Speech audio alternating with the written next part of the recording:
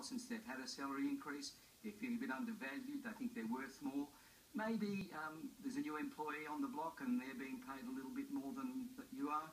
Or you've heard that your colleagues are getting more than you. Or you've had a new job and you want to stay where you are, but you do want to get some more money out of it. I've always been of the belief, Rod, that if you don't ask, you don't get. But there are ways of going about it, aren't there? And you say timing is pretty crucial. What else? What are the other tactics we should take with us when we're going to start that conversation? Timing is everything. Obviously, the best time to go about this is when you're kicking a few goals, when you're really on a high, where you're tracking towards some success, rather than when things are a little bit flat.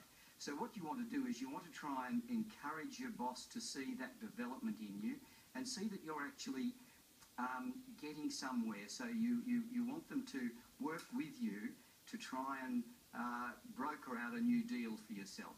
So you need to also be upfront, and you need to also go with some clear, what do you want? 5%, 10%, have some basis of negotiation and a clear pitch around how you're going to do that. But how do I do that? I'm not like Georgie. Even just now saying it to you, I'm stuttering. So how do I go and say, I'm doing really well, can I have some more money, please? Is that how you do it? It's about opening a conversation. You clearly don't go in and say, right, okay, give me some more cash. Open a conversation. Sounds like a robbery, doesn't it, Rod? Yeah, that's right. Ask your boss to reflect on what he thinks you've been doing, and have in your armoury some really clear things you know you've done. So you've got a pitch in there you can go out and talk to them about, and move the conversation positively towards I've done this, therefore I think I'm entitled to a little bit more, and how can we make that happen? What do you do if your boss says no?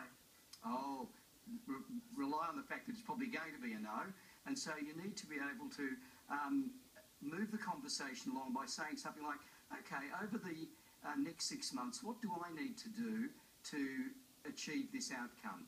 What are you expecting from me? Leave the door open. Don't live fast and loose with your job. Don't threaten. Don't put your job on the line unless you're prepared to walk away from it.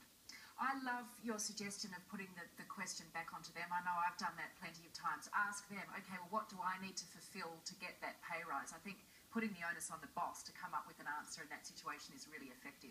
Good to speak to you. I like just backing out in the room after the no's been said. I'm going to negotiate for you.